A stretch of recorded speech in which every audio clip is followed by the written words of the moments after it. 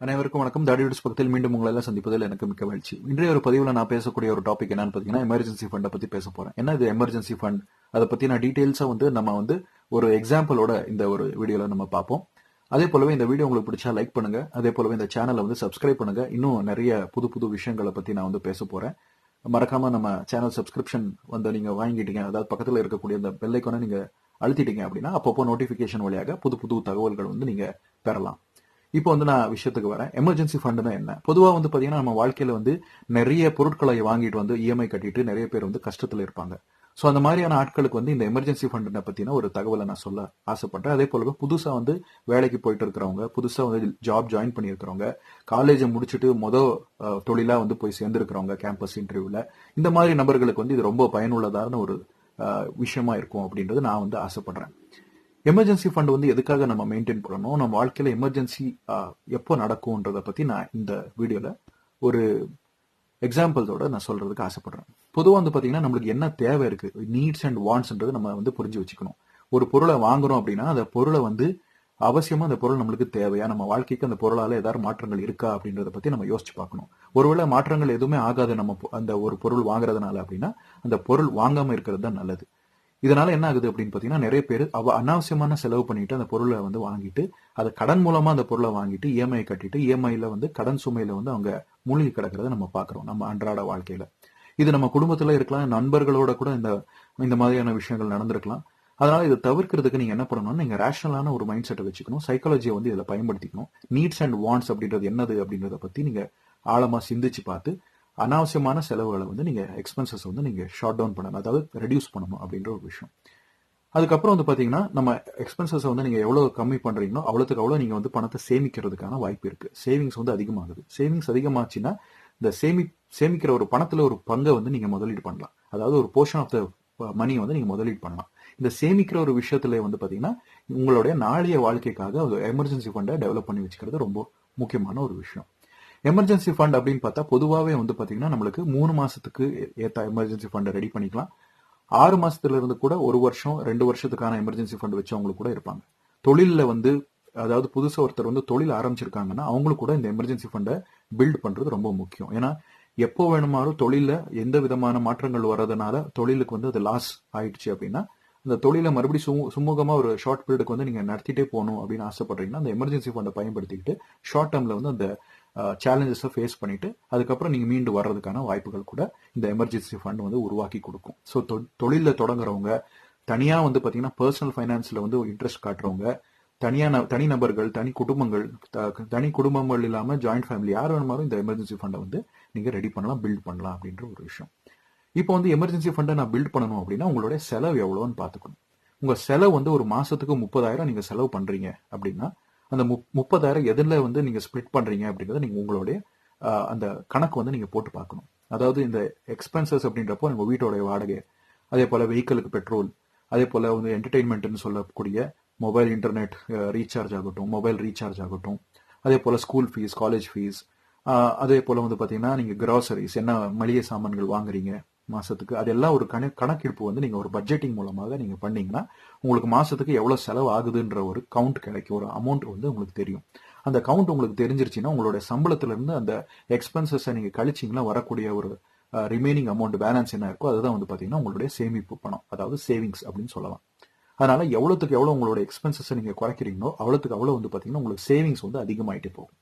So நீங்க ஒரு வாட்டி சேவிங்ஸ் அதிகமாகிட்டே போயிடுச்சு அப்படின்னா அடுத்தது நீங்க என்ன பண்ணலாம் அப்படின்னு பாத்தீங்கன்னா இந்த பணத்தை ஏதாவது ஒரு மியூச்சுவல் ஃபண்ட்ல போடணும் அப்படின்ற ஒரு மைண்ட் செட். ஏதோ ஒரு மியூச்சுவல் ஃபண்ட்ல போடுறதுக்கு பதிலாக நான் பரிந்துரைக்கிறது, பொதுவாக நிறைய பேர் பரிந்துரைக்கிறது, அதாவது வல்லுநர்கள் பரிந்துரைக்கிறது என்ன அப்படின்னு பாத்தீங்கன்னா லிக்விட் மியூச்சுவல் ஃபண்ட்ல லிக்விட் டெட் மியூச்சுவல் ஃபண்ட்ல அதுல முதலீடு செய்யலாம் அப்படின்ற ஒரு விஷயத்த அவங்க பரிந்துரை செய்யறாங்க. ஏன் ஒரு பிக்ஸ்ட் டெபாசிட்ல ஏன் இதை சேவிங்ஸ் நம்ம வைக்க கூடாது அப்படின்றத கூட நான் சொல்றேன். ஏன்னா பிக்ஸ்ட் டெபாசிட் மூலமா நீங்க போனீங்க அப்படின்னா ஷார்ட் டேர்ம்ல உங்களுக்கு பணம் தேவைப்படுதுன்றப்போ நீங்க எடுக்கிறீங்க அப்படிங்கும்போது உங்களுக்கு ஒரு எக்ஸிட் பெனால்ட்டின்னு சொல்லி ஒன்று போடுவாங்க. அதுல ஒரு அமௌண்ட் அவங்க எடுத்துருவாங்க பேங்க்காரங்க. அதனால இந்த ஷார்ட் டேர்ம்ல ஒரு 1 மந்த்துக்கு அப்புறம் இந்த லிக்விட் மியூச்சுவல் ஃபண்ட்ல நீங்க முதலீடு செஞ்சிருப்பீங்க அப்படின்னா அதுல இருந்து பணத்தை நீங்க எடுத்தீங்கனால நீங்க எந்த விதமான எக்ஸ்ட்ரா பேமெண்ட் கொடுக்க வேண்டிய அவசியம் இல்லை அப்படின்ற ஒரு விஷயம். அதே போலவே இந்த லிக்விட் மியூச்சுவல் ஃபண்ட் என்ன இருக்கு, கன்சிஸ்டன்டா உங்களுக்கு ரிட்டர்ன்ஸ் கூட கொடுக்கும். பேங்க் எஃப்டிக்கு ஏத்த ரிட்டர்ன்ஸே உங்களுக்கு கிடைக்கும் அதுலயும். அப்புறம் இன்னொரு அட்வான்டேஜ் என்ன அப்படின்னு பார்த்தீங்கன்னா, இந்த லிக்விட் மியூச்சுவல் ஃபண்ட் வந்து ஒரு வருஷத்துக்கு மேலே நீங்கள் வச்சிருந்தீங்க அப்படின்னா உங்களுக்கு வந்து long term capital gain tax வந்து அப்ளை ஆகும். ஏன்னா எஃப்டியில் வந்து பார்த்தீங்கன்னா உங்களுக்கு அக்ரூ ஆகக்கூடிய இன்ட்ரெஸ்ட் என்ன வட்டி வருதோ அந்த வட்டிக்கு வந்து நீங்கள் வரி கட்டி தான் ஆகணும். அதாவது டேக்ஸ் பே பண்ணி தான் ஆகணும். அது உங்களுக்கு வந்து ஐடி ஃபைல் பண்ணுறப்போ வந்து ஃபார்ம் 26AS மூலமாக நீங்கள் அந்த டேக்ஸை வந்து நீங்கள் அதில் மென்ஷன் பண்ணிவிட்டு அந்த இன்ட்ரெஸ்டோடைய டேக்ஸ் எவ்வளோ அமௌண்ட் இருக்கோ அதுக்கேற்ற மாதிரியான டேக்ஸை நீங்கள் பே பண்ணணும். அதே வந்து இதில் வந்து பார்த்தீங்கன்னா உங்களுக்கு கேபிட்டல் கெயின் டேக்ஸ்னு வரும். Short term capital gain tax, long term capital gain tax அப்படின்னு சொல்லி மியூச்சுவல் ஃபண்டில் வருது.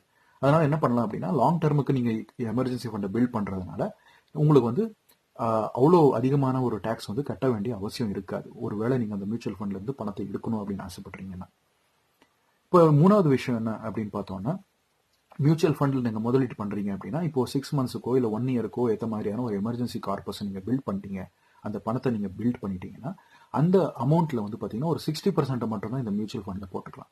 இன்னொரு 40% வந்து ஈக்விட்டி மியூச்சுவல் ஃபண்டில் வச்சுக்கலாம். எந்த மாதிரி மியூச்சுவல் ஃபண்டில் வைக்கணும் ஈக்விட்டியில், அதை பற்றினா நம்ம இன்னொரு பதிவில் பேசலாம். இந்த 40% நீங்கள் ஈக்விட்டி மியூச்சுவல் ஃபண்டில் வைக்கணும் அப்படின்றதுக்கு வந்து பார்த்தீங்கன்னா ஏன் பண்ணணும் அப்படின்னு பார்த்தீங்கன்னா, மார்க்கெட்டோடைய கன்சிஸ்டன்டான ரிட்டர்ன்ஸ் கூட உங்களுக்கு அது கிடைக்கும். நீங்கள் வச்சிருக்கிற எமர்ஜென்சி ஃபண்டு கூட க்ரோ ஆகிட்டே போகும். அதே போலவே இன்னொரு விஷயம் என்ன அப்படின்னா, நீங்கள் எமர்ஜென்சி ஃபண்டை வந்து அடிக்கடி நீங்கள் வருஷத்துக்கு ஒரு வாட்டியாவது அதை ரிவ்யூ பண்ணணும். ஏன் அப்படின்னா உங்களுடைய வருஷத்துல சம்பள உயர்வு வர்றதுக்கான வாய்ப்புகள் அதிகமாக இருக்கலாம், அல்லது செலவுகள் அதிகமாக போறதுக்கான வாய்ப்புகள் இருக்கலாம். ஏன்னா பசங்க இருக்காங்க வீட்டிலன்னா அவங்க மேற்படிப்புக்காக நீங்கள் மறுபடியும் பணத்தை வந்து செலவு பண்ண தான் போறீங்க. அதாவது குடும்பத்தாருக்கோ இல்லை பேரண்ட்ஸுக்கோ நீங்கள் வந்து ஏதோ ஒரு பணத்தை கொடுக்கணும் அவங்கள மருத்துவ செலவுக்கு அப்படின்னா மறுபடியும் அந்த எக்ஸ்பென்சஸ் ஆட் ஆகிட்டு தான் போகும். இல்லை இன்னொரு குழந்தை வந்து உங்களுக்கு டெலிவரி ஆகிட்டு உங்களுக்கு ஒரு குழந்தை பிறந்திருக்குன்னா அந்த டெலிவரி ஆன பிறகு வந்து இந்த டெலிவரி எக்ஸ்பென்சஸ் ஆகட்டும், அல்ல அந்த குழந்தைங்களுக்கு வந்து தேவைப்படுற மாத்திரை மருந்து அந்த எக்ஸ்பென்சஸ் ஆகட்டும், அதை கூட நீங்கள் கவனத்தில் வச்சுக்கணும். அதனால வருஷத்துக்கு ஒரு வாட்டியாரும் அந்த எமர்ஜென்சி ஃபண்டை வந்து நீங்கள் ரிவ்யூ பண்ணிட்டு தான் இருக்கணும். அந்த எமர்ஜென்சி ஃபண்டை நீங்கள் ரிவ்யூ பண்ணுறதுக்கு முன்னாடி அந்த ஒட்டுமொத்த தொகை என்ன இருக்கு, இந்த 6 மாசத்துல இருந்து 8 மாசத்துக்கு அல்லது ஒரு 10-12 மாசத்துக்கான ஒரு எக்ஸ்பென்சஸ் எவ்வளோ வருதோ சராசரியான எக்ஸ்பென்சஸ், அந்த எக்ஸ்பென்சஸோடைய அமௌண்ட்டை தான் நீங்கள் எமர்ஜென்சி ஃபண்டில் வைக்கிறதுனால ஸோ அந்த எக்ஸ்பென்சஸ் வந்து நீங்கள் எப்படி சேஞ்ச் ஆகுமோ, மாற்றங்கள் வந்து எக்ஸ்பென்சஸில் உருவாகுதோ அதுக்கேற்ற மாதிரி எமர்ஜென்சி ஃபண்ட்லையும் மாற்றத்தை நீங்கள் செய்யணும். ஒருவேளை உங்களுக்கு வந்து செலவு அவ்வளோவா இல்லை, ஆனால் உங்களுக்கு வரக்கூடிய வரவு அதிகமாயிருச்சு, இன்கம் வந்து உங்களுக்கு அதிகமாயிருச்சு, போனஸ் கொடுத்துருப்பாங்க, இல்லைன்னா சேலரியில் ஹைக் கிடைச்சிருச்சு அப்படின்னா திருப்பி வந்து அந்த எமர்ஜென்சி ஃபண்ட் ட்வீக் பண்ணணும். அதாவது அந்த மாற்றத்தை கொண்டு போகணும் எமர்ஜென்சி ஃபண்ட். எப்படி அப்படின்னு பார்த்தீங்கன்னா, இப்போ சம்பளம் வந்து அதிகமாயிருச்சு, செலவு வந்து கம்மியாக இருக்குன்னா அதிகமான சம்பளத்தில் இருக்கக்கூடிய அந்த போர்ஷன் என்ன இருக்குது அதை நீங்கள் எமர்ஜென்சி ஃபண்டுக்கு மறுபடியும் ட்ரான்ஸ்ஃபர் பண்ணிக்கலாம். ஒருவேளை உங்கள் ஃபேமிலியில் மெடிக்கல் எமர்ஜென்சியை போகிற ஆயிடுச்சு அப்படின்னா, அந்த மாதிரியான ஒரு அசம்பாவித சம்பவங்கள் நடக்குது அப்படின்னா உங்கள் கையில் வந்து இந்த எமர்ஜென்சி ஃபண்டில் இருக்கக்கூடிய இந்த கேஷ் வந்து நீங்கள் பயன்படுத்திக்கலாம். யாருக்கிட்டவோ போய் கெஞ்சிட்டு கடன் கொடுங்க அப்படின்ற ஒரு அந்த அந்த முடிவு எடுக்கக்கூடிய சாத்தியங்கள் இல்லை. அதாவது அந்த தீர்மானம் எடுக்கக்கூடிய பிரச்சனையே வராது உங்கள் கையில் எமர்ஜென்சி ஃபண்ட் இருந்துச்சுன்னா. அதனால எமர்ஜென்சி ஃபண்ட் இருக்கிறதுனால அது ஒரு சேஃப்டி நெட்டாக நீங்கள் அதை யூஸ் பண்ணிக்கலாம். எப்போ வந்து இந்த எமர்ஜென்சி ஃபண்ட் மூலமாக நீங்கள் அந்த பணத்தை வந்து எடுக்கிறீங்களோ உடனுக்குடனே அந்த எவ்வளோ அமௌண்ட்டை நீங்கள் எடுத்துருக்கீங்களோ அதை மறுபடியும் அந்த ஃபண்டில் கொண்டு வரதுக்கு முயற்சி நீங்கள் செய்யணும். எப்போவுமே அந்த எமர்ஜென்சி ஃபண்டை வந்து ஒரு வெஹிக்கலில் வந்து நீங்கள் எப்படி ஒரு பெட்ரோல் டேங்க்ல வந்து ரிசர்வ்ல இருந்து அதாவது வந்து பார்த்தீங்கன்னா ஃபியூல் டவுன் ஆகிட்டே போகும். ரிசர்வ் டேங்க்ல இருந்து கீழே போயிடுச்சுன்னா பெட்ரோல் வண்டி வந்து ஓடாது. ஸோ ரிசர்வ் டேங்கை விட கொஞ்சம் மேலே, ரிசர்வுக்கு மேலே நீங்கள் எப்படி ஃபியூலை வச்சிருப்பீங்களோ, பெட்ரோலை வச்சிருப்பீங்களோ, அதே போலவே இந்த எமர்ஜென்சி ஃபண்டை கூட நீங்கள் அந்த அமௌண்ட்டை வந்து ஒரு த்ரெஷ்ஹோல்டு வச்சுட்டு அதுக்கேற்ற மாதிரி நீங்கள் அட்ஜஸ்ட் பண்ணிட்டே இருக்கணும். திருப்பி அதை வந்து ரீஇன்வெஸ்ட், அதாவது பணம் உங்ககிட்ட எக்ஸஸாக இருந்துச்சுன்னா அதில் வந்து நீங்கள் ரீஇன்வெஸ்ட்மெண்ட் பண்ணி பார்க்கணும். அந்த லிமிட்டை வந்து நீங்கள் மறுபடியும் ரீஃபில் பண்ணணும்.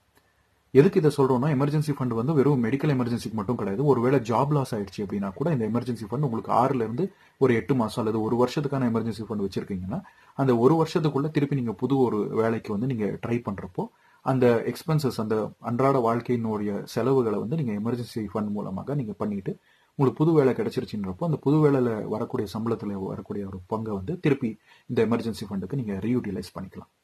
ஸோ அதனால வந்து ஒரு எமர்ஜென்சி ஃபண்ட் அப்படின்றது ஒரு சேஃப்டி நெட்டா உங்களுக்கு அது இருக்கும் அப்படின்றது மாற்றுக்கிறதே கிடையாது. இதுதான் வந்து பார்த்தீங்கன்னா ஒரு எமர்ஜென்சி ஃபண்டுக்கான ஒரு தகவல். இந்த தகவல் உங்களுக்கு பிடிச்சிருந்தா இந்த வீடியோவை லைக் பண்ணுங்க.